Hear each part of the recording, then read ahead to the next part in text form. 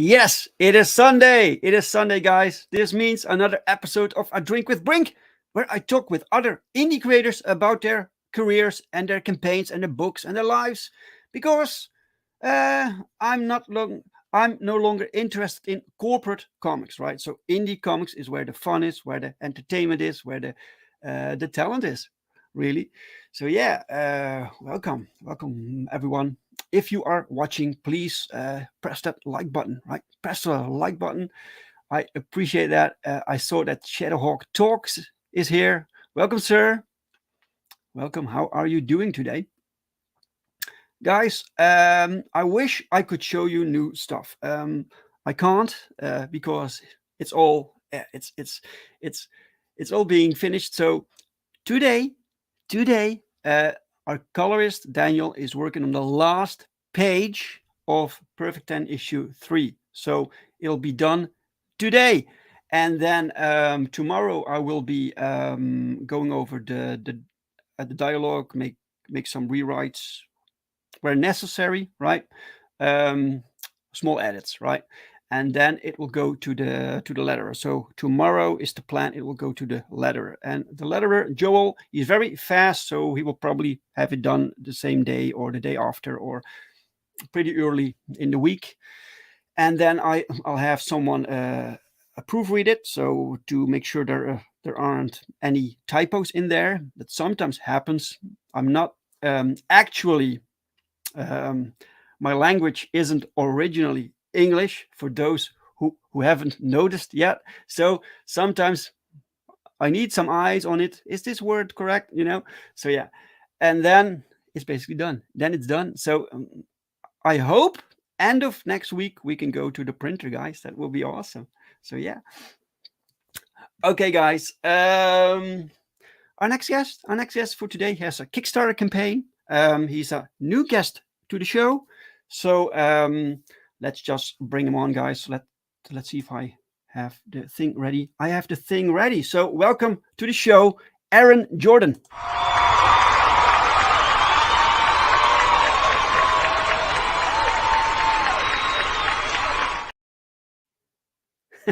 Great to be here.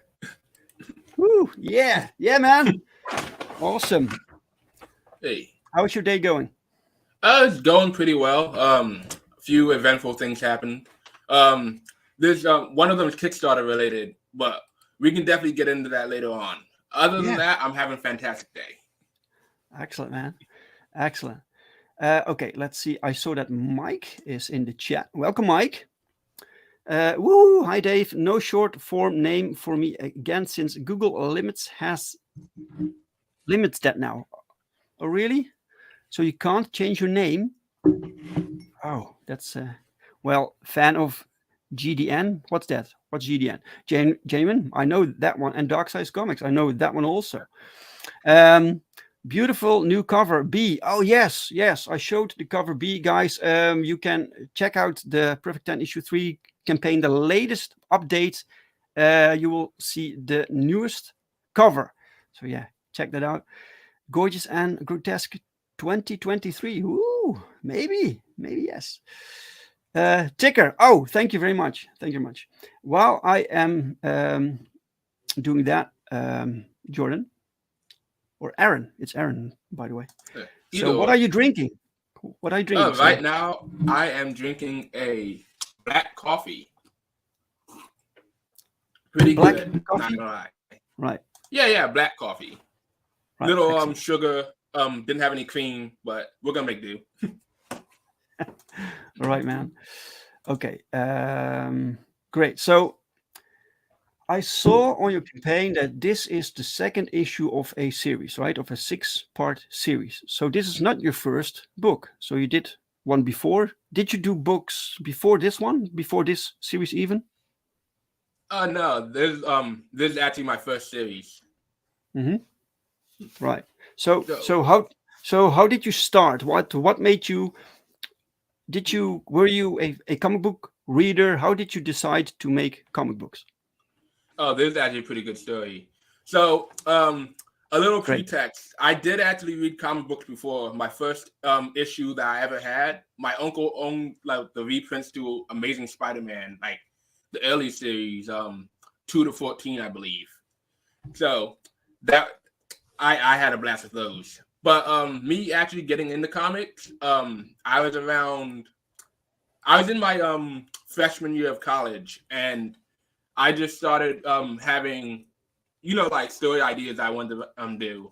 And on Facebook, there was this guy that said, "Hey, I'm looking for comic book writers because I'm trying to do this new expansive universe." And I said, "Oh, shoot, that sounds like it's right up my alley. I love being creative."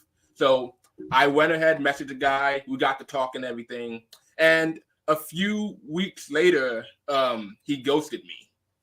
So, yeah, naturally I was upset and everything. But then I figured, if he's not gonna be doing it, screw it. I know what I think I have the chops. I might as well just go out there and see what I can do. Mm-hmm. And Mike already thinks the book looks interesting. Oh, thank you, man. That's great. That's great. Okay, so so basically it was someone else who prompted you to, or gave you the idea to, maybe I can do this. Maybe I can make my own comic, right? Did you have a idea for the comic that you wanted to do already? Yeah, believe it or not, Wulfsbane was the actual idea. I was writing it a bit beforehand, basic plotting and stuff like that. But I didn't truly flesh things out until I got working with him, which was annoying because after I realized that universe thing wasn't going to happen, I had to restructure things so that it could be its own organic thing,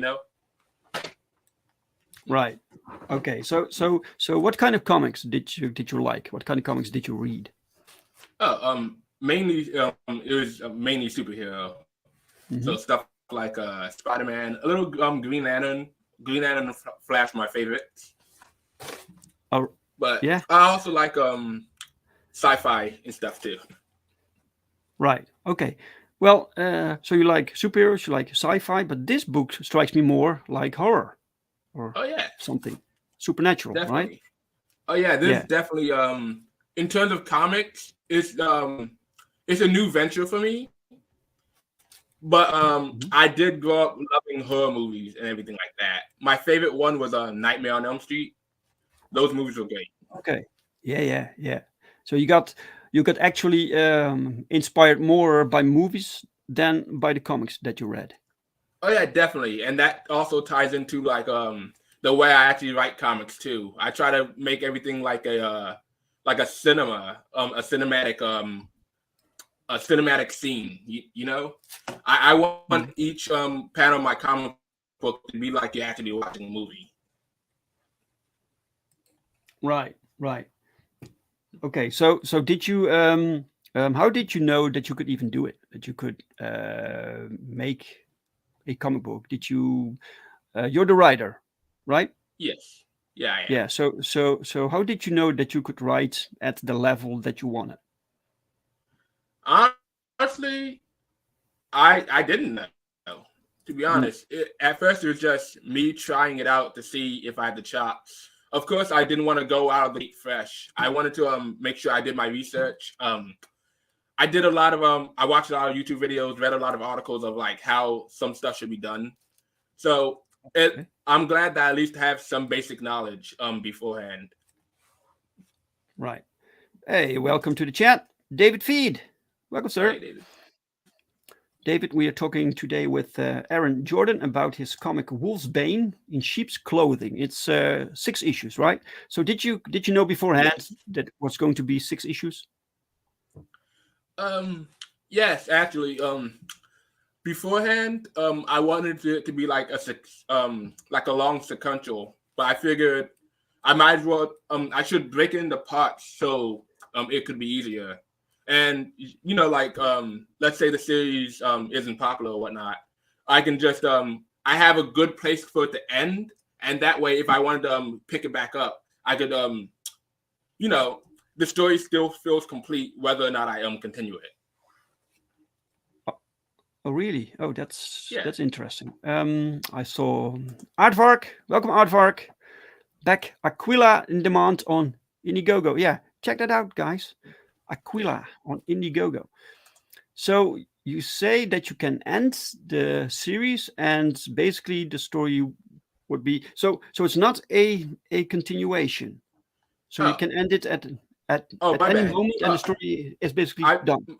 Yeah, my bad. I wasn't clear on that. So I was actually like factoring in like what if the series isn't as popular as I expected or hoped it would be.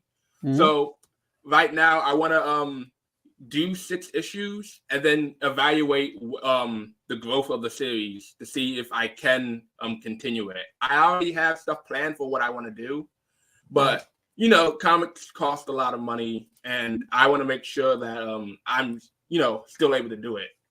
Right. Right. So did you also crowdfund your first issue? Oh yeah, I did. We made about 200. Oh no, not 200. 2,500. My bad. Right. And we had about 122 backers, which I'm very grateful for. Those guys are Nice. Yeah. pretty awesome. Yes, for your first book, that's great. Oh yeah, definitely. A lot of struggling Yes. though. Yeah. What were your biggest challenges? My biggest challenges, most importantly, I'd have to say the actual structure of the campaign. Back then, I didn't know what I was doing, and everything Mhm. just seemed so confusing. So I'm actually surprised I managed to get that many backers in the first place. Yeah. Yeah. Yeah. Okay, so your marketing was pretty good, right? So did you just post about it on social media and stuff, so you knew all of that? Oh yeah, I tried doing that. I posted the Mhm. things like Twitter, Facebook, a little bit on Instagram. And I actually did some networking with some cool guys. This is one guy that was really helpful. His name was Dan Price. He has a cool book called Bigfoot Knows Karate. Oh, okay, sounds great. Yeah, it's really good. He's a Dan master storyteller, man. Dan Price, and what's his role in your quest? He pretty much gave me some advice of how to do things and whatnot. I also joined a little indie group. They have their own joint universe set up, but they pretty much they showed me the ropes of how things should be done in the comic books industry. And then of course I have my friends on the Genesis crew. I couldn't get anywhere without them. Right. Yes. Yes. Mike says, "What is art without struggling?" Yeah. Definitely, man. Definitely. So, so what were your did you encounter any problems or difficulties with the production of the book, with the making, with the writing, or the art, or the printing, or whatever? Oh yeah, with the production, So originally, when I finished the campaign, I was supposed to have it done, everything done and shipped out within 2 to 3 months. But some stuff happened in the place where I was living at, and all of a sudden, I lost my job. I had to move, and that delayed the book about 3 more months. Mm-hmm. So I was pretty much struggling to try to get in touch with my audience and try and make things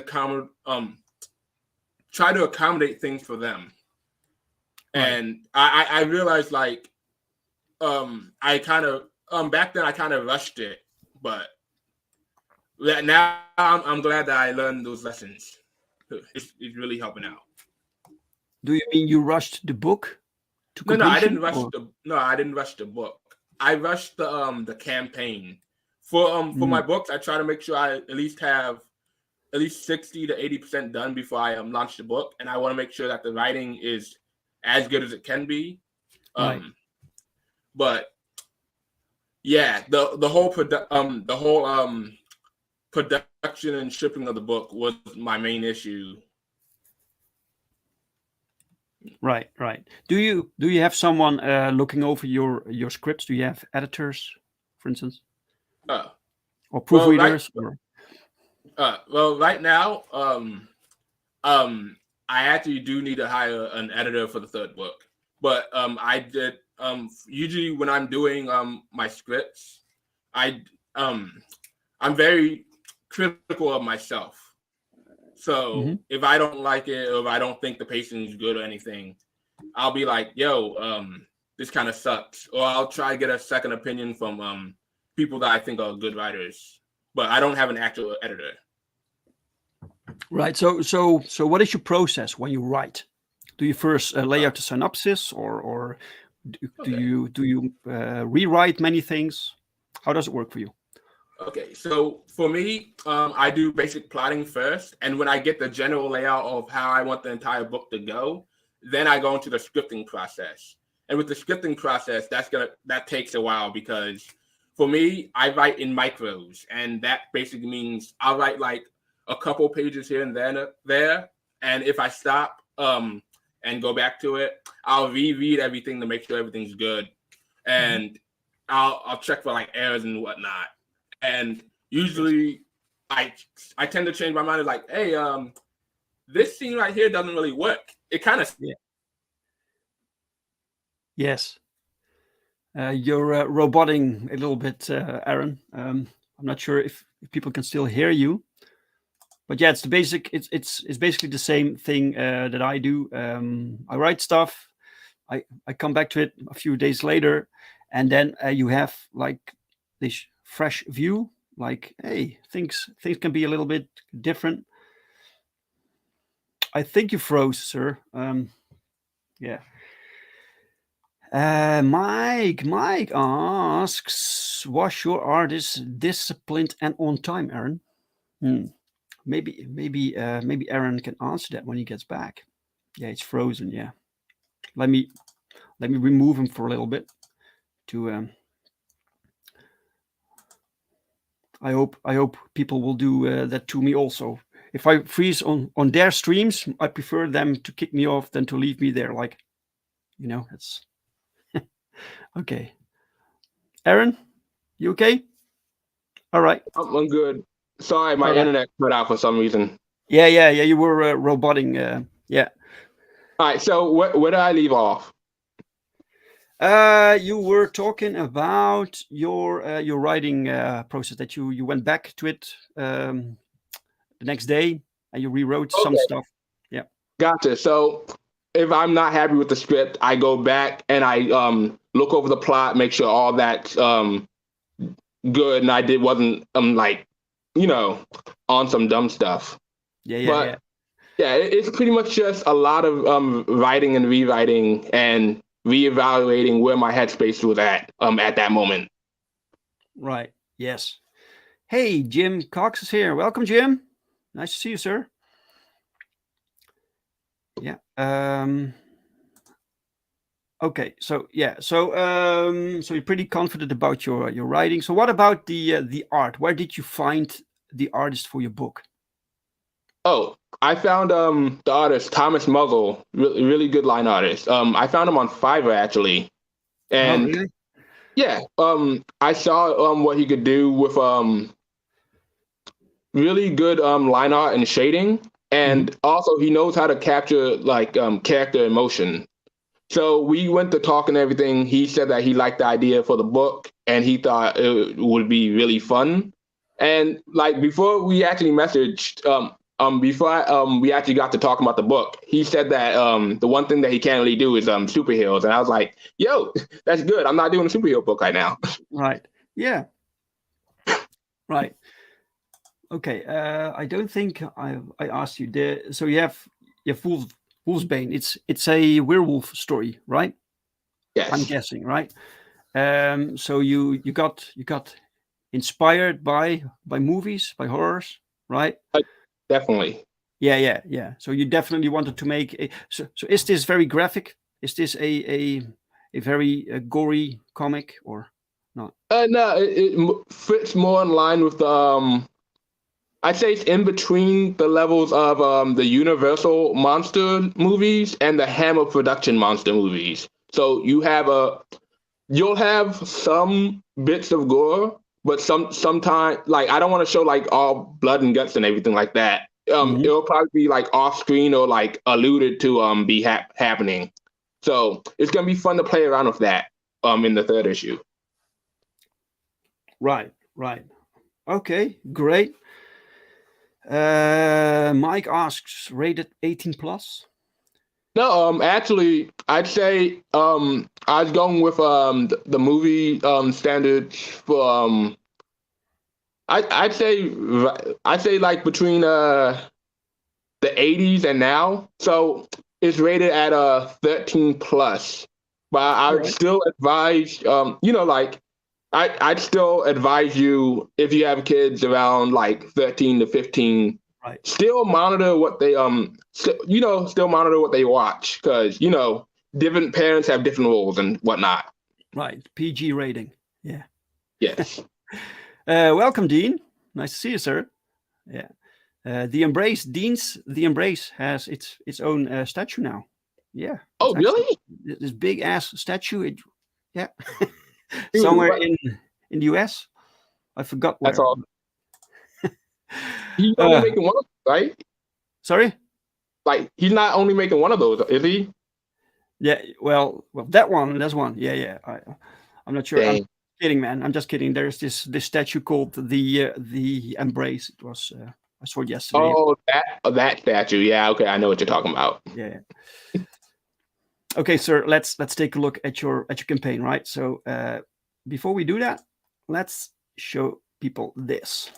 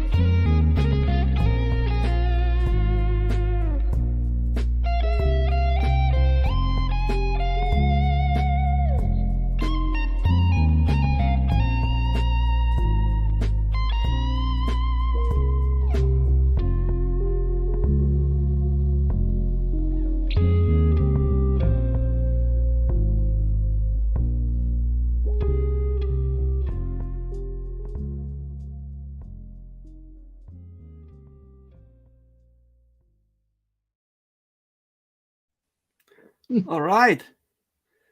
All right, I gotta say, man, this trailer with the gentle music and so it doesn't really make you think of a horror book, right? So, No. no.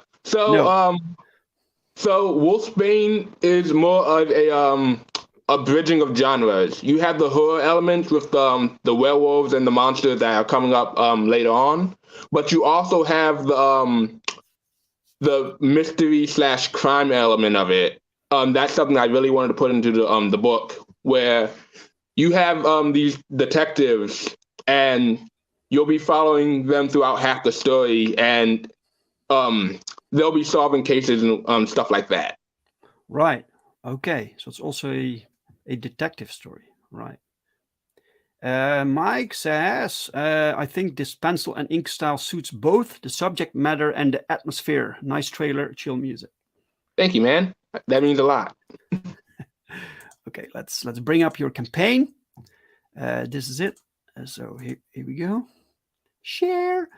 Right. Wulfsbane in sheep's clothing, part 2 of 6.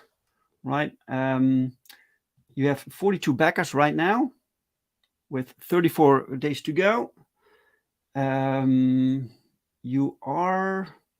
It's a little bit different from Indiegogo. I'm not really used to Kickstarter anymore. No, I understand, man. I'm not used to Indiegogo like that either. But you have a little bit to go still. So yeah, great. Wulfsbane, look at this logo. This logo is pretty cool, man. So thank you. Who designed it for you? I forget who. It was a guy in Fiverr. He's pretty good. Yeah. If I go back in there, I can go and give him credit for that, because what I was telling him was I wanted something like a Wolverine aspect of it. So right, it's something familiar but unique at the same time. Yes. Yeah, very cool. Right, it's 32 pages, fully colored, horror crime comic. Yes. Okay. So what era does this book take place in? Oh, this is in the modern era, 2022. All right. So do you see people wearing masks because of the COVIDs? Oh, no, this takes place on an alternate Earth. Good. Okay. No, No. Leave that shit out, man. Yeah. All right. Who needs this book? It says. Oh, that's always handy to put that on there. So fans of horror movies, books, and TV shows, people who enjoy the monster movies from Universal Studios and Hammer Productions. So what did Hammer Productions produce? Oh, so they pretty much did the remakes of like all the classic Universal. So it's like Peter Cushing with Van Helsing, Christopher Lee's Dracula. Right. That. Right, the classics. Yes. Yes. And fans of mystery, thrillers, and suspense. Okay, I bet those fans are watching. So if you like this, guys, please, the link to this campaign is pinned in the chat. It's also in the description. Check it out if you like what you see. All right. Tell us a little bit about this book, about the main character or the concept or the plot. Got you. So the main concept of the book is deals with things like family, grief, revenge, stuff like that. And it follows a teenager called Lawrence Mulligan, and he has a secret, and he's basically his secret is that he's a werewolf. And unlike other werewolves, instead of being his transformation being triggered by the full moon, it's triggered by stress and anxiety. And as a teenager, you can already see how that can be a problem. So, yeah, exactly.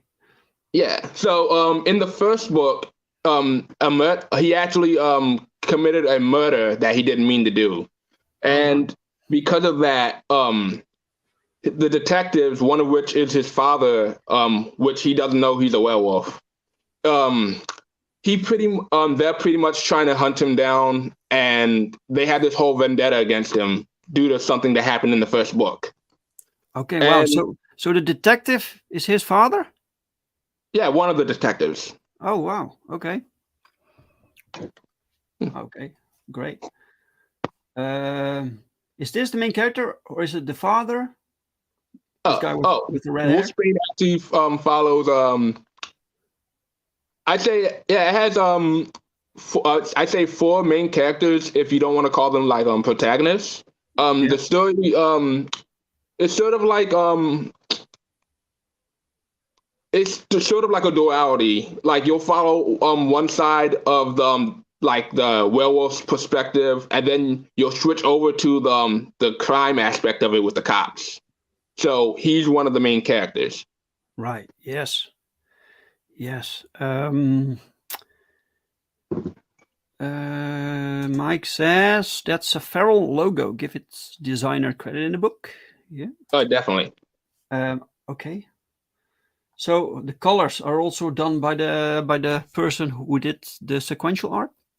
Oh no, the colors are done by a colorist named Alexander Kutry, and he's really good at doing paint a good painted style.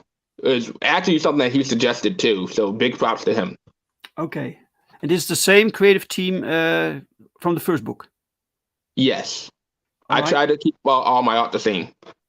Yes. Well, you know, and in my experience, maybe I didn't get that lucky, but finding the right creative team for your first ever book is very difficult. You Really. you don't know yet if people can be trusted, if they deliver, you know.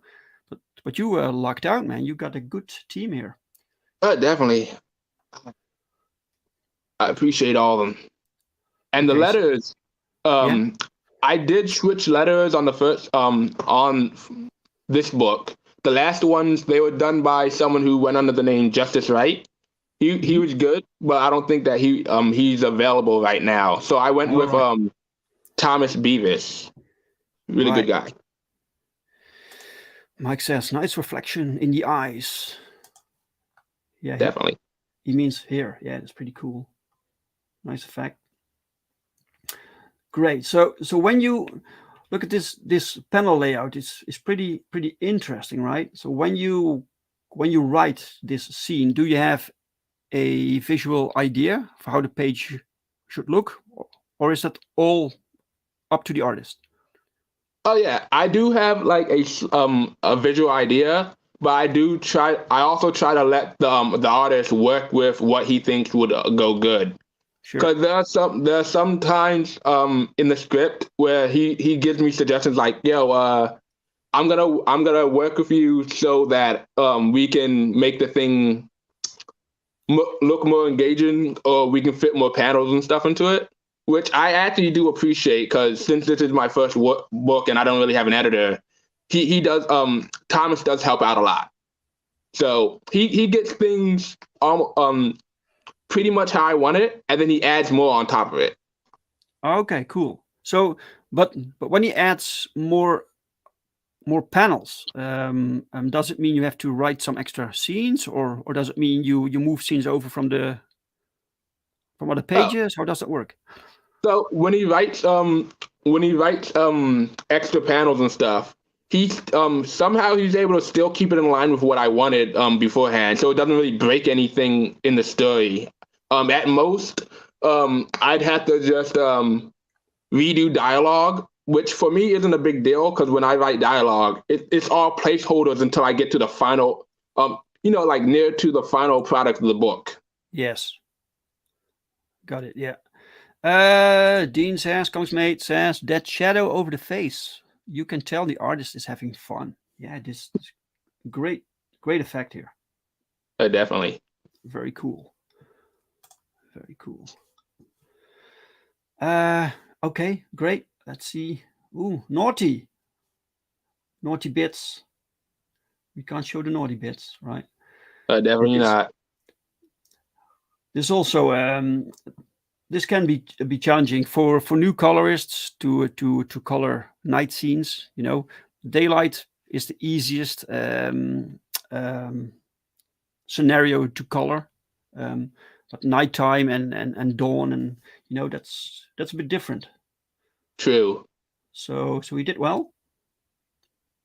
Great. Thank you. All right.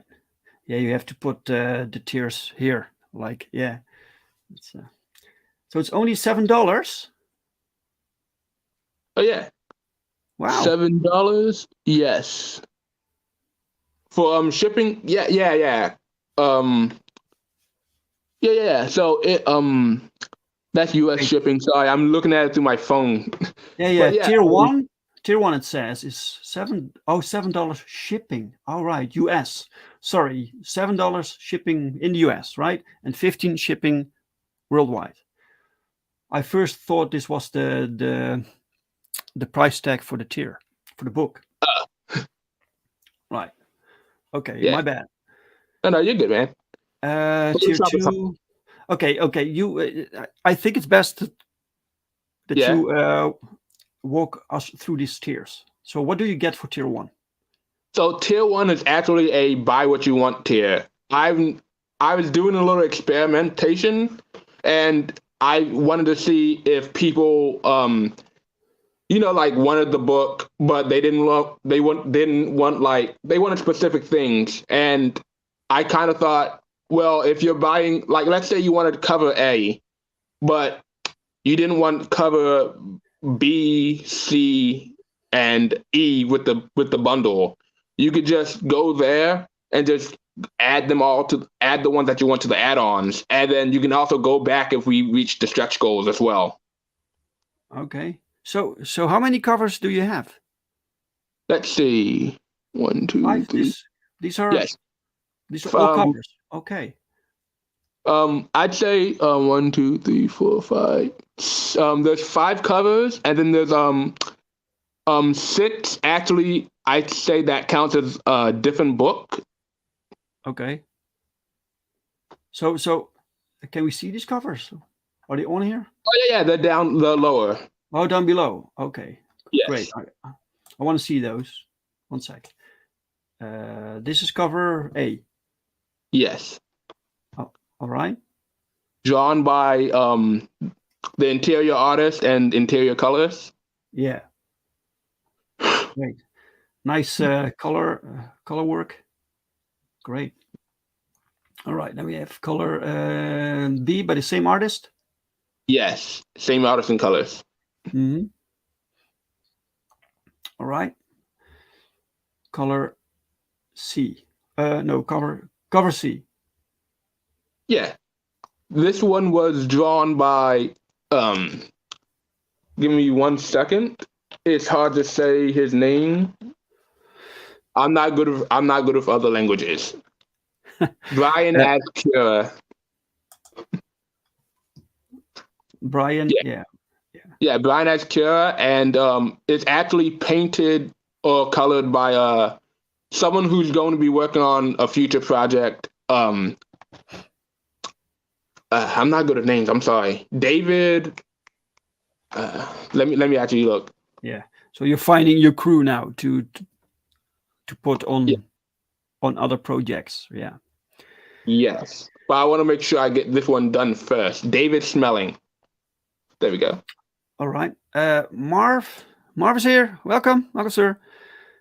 Sorry, I just came here now. I was watching on my television, but I had to come and say to check the worldwide shipping. It's very cheap. It's between $25 and $35 to Europe. Oh, fantastic book you got there. Congrats. Yeah, shipping is tough lately. It has been. Luckily, I'm not sure you're familiar with Pixel Trader on Twitter, but he actually pointed out that Pirate Ship has an option where you can just message them and you can get this feature added in. It's called Simple. Hold on, let me actually look it up. Sure, man. Sure. Meanwhile, we say hi to Hojo. Welcome, Hojo. It's called a Simple Export Rate. And pretty much what it does is you just let them know that you're a company or a business that you want to opt into the program, and it actually cuts down shipping for you. So right now for the campaign, you can actually have it depends on where you're at, but I managed to get the UK and Canada down to $10. And I don't really have enough data for everywhere else, but it cuts it down to at least $15. Oh, nice. That's nice, man. Yeah, Yeah, definitely. yeah. People need to figure out how to lower these prices. Yeah. Definitely. Okay, this is my favorite cover. Who's the artist here? Oh, this is Brian Kagapan. He's done work for companies like Marvel and DC. Oh wow. So, yeah, I'm really surprised I managed to get him, to be honest. Wow, yeah. It's just really busy. So I am guessing that this is the kid and this is his wolf form. Yes, correct. Marv says, can you type it so that I can share it, please? What do you mean, Marv? Oh. Cover, another cover, right? Yeah. Called Classic Edition. The Classic Edition. So basically, I wanted to emulate the style of like the old black and white horror movies. So everything's going to be in monochromatic grayscale. Yeah. I'm trying to figure out which one would be better, but it also includes the original inks and let me see if there's anything else.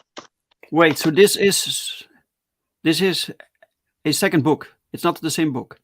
Exactly, it's a second book. Oh, but same art, only black and white.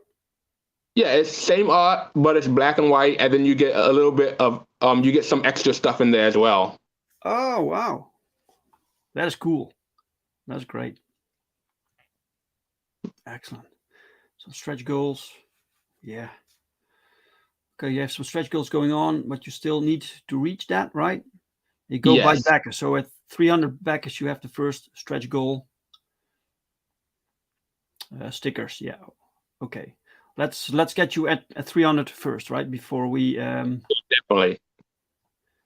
So right now we talked about the tiers, right? You had the first tier is pick whatever book you want. Tier 2 is the digital only, right? Yes, digital only.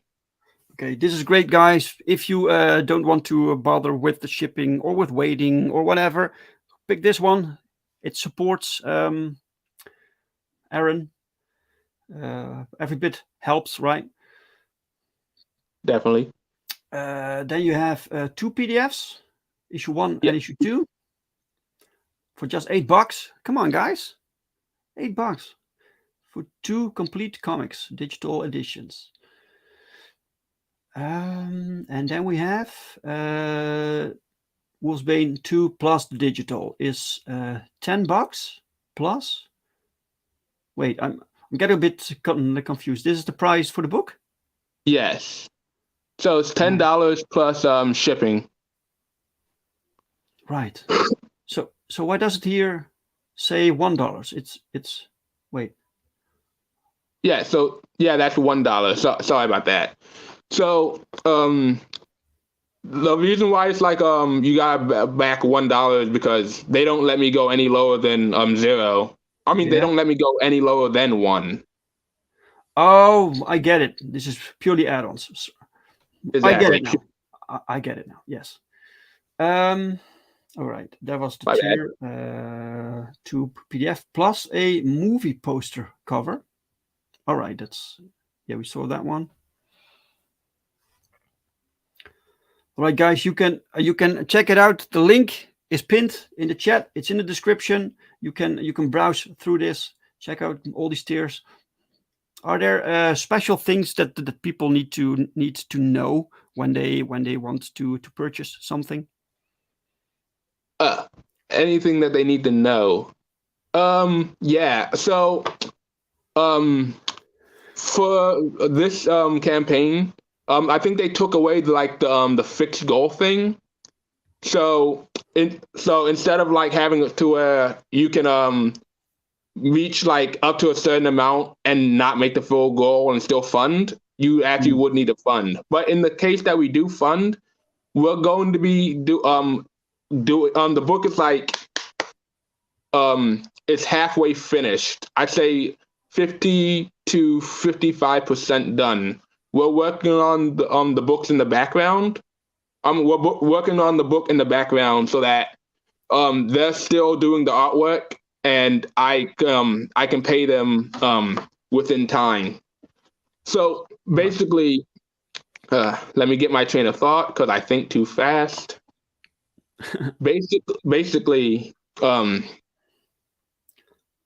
once that's going on, and once we if we reach, we'll be working within 5 to, and hopefully we'll do well. The book and the shipping, the book will be shipped to you guys within 5 to 6 months time. Sorry, I ramble a lot. Yeah, no, I get it. So within 6 months, people will have the book, right? That's what you were saying. Basically. It depends on how we do. Sure. Yes, of course.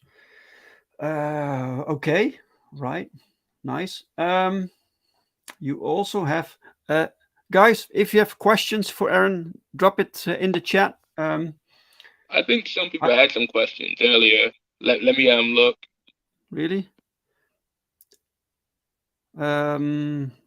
I also saw that you have your own website, right? Oh yeah, I do actually. It's not open yet. I planned some stuff happened back then to where I had to switch network providers. So I decided after this campaign is good and everyone's orders have been fulfilled, then the site's gonna be able to launch with the new book up there. Okay, cool. Yeah, right. So people can now sign up, and when you launch, they get a notification. Exactly. Right. Excellent. Hey, welcome, Tony Horton. Nice to see you, sir. And we have a question for you, Aaron. Mike asks, do you already have a printer set up? Oh, yeah. We're actually running with Comics Wellspring today. Oh, yeah, we're running with Comics Wellspring this time. In the campaign, there's a thing. There's a little banner there that says like you get 15% off. You know, like the order if you go through them and put it on your campaign. And I went with them before. They have really good quality, and they actually have this feature which I'm including in all my books, that all my floppies, where it's soft lamination. So when you hold the books in your hand, they feel really soft. And the firm, thick covers too, so you don't gotta worry about like accidentally folding the book or anything. Yeah, it's good quality, right? Yeah, you got a good price here, man. It's fairly cheap. Shipping is cheap. So guys, you need to check this out, Wulfsbane. And there are the 2 issues now, so people can buy both books, right? Yes. Yes, you can. Excellent, man. Okay, I'm not sure if I have any more questions. So if you have something to tell about this book or about its campaign, please share with us. Yeah, no problem. So in the future of where I wanted the book to go, this isn't just like a contained werewolf story. I'd say it's more of it evolves into a more monsterverse thing, because I was watching like how they were doing like the reboots with Tom Cruise and everything like that. I was so disappointed with how they were how they handled that, all the characters and the plots and all that. So I figured I could have an interconnected universe and make it make sense. So in future issues of Wulfsbane, you'll be seeing a lot of callbacks and fun homages to a lot of the classic horror stuff that you liked. Like in this issue right now, we do have of a veil for a kind of creature that used to be around back in the day in the universal scene. So we'll have a lot of Easter eggs, pretty much. Right. So you have your own versions of these classic monsters. Yeah. You're building your own monster universe. Pretty much, yes. Okay. So are you planning other titles, other books within the same universe? Yes. The way I was gonna go about that is, I wanted Wulfsbane to be like its own, like its own linear story. But when we do like different, like different books on like different characters and stuff, it's gonna be like it's either gonna be a mini series or it's gonna be like its own single book. Right. Right. Yes. All right. Excellent, man. It looks great. Thank you, man. Let's go here. Let's go up top. Let's refresh. You have 42 backers here. Let's refresh. 42. 42. But you It's still fine. have 34 days. And you said this was a flexible goal. Flexible goal. So if you don't make it, you get the funds anyway, right? Oh no. I think they took that off. Oh, okay. So yeah, you have I tried to. looking You for it need and to it's not make there. your right. All right, guys. Let's just help get this funded by sharing it. So tell everyone about it. Share it on your socials. Talk about it. Yeah. Great. Okay, let's stop sharing. Okay, Aaron, thank you for showing the campaign and the book. Yeah, man. Yeah, thank you for having me, man. Much Yes. appreciated. I love talking to you, Dave. Yes, you're very welcome, sir. And guys, in case you missed the beginning, the status of Perfect 10 issue 3 is all the pages. So the last page is colored today. So this means end of next week. I think end of next week it will go to the printer. So yes, I'm very excited. Again, Aaron, thank you for being my guest today. And special thanks to the chat for everyone who showed up and watched us. And please like if you appreciate what we do. And please share. And I will be back next week. Same channel, same time, new guest. Hope to see you guys then. Bye, guys.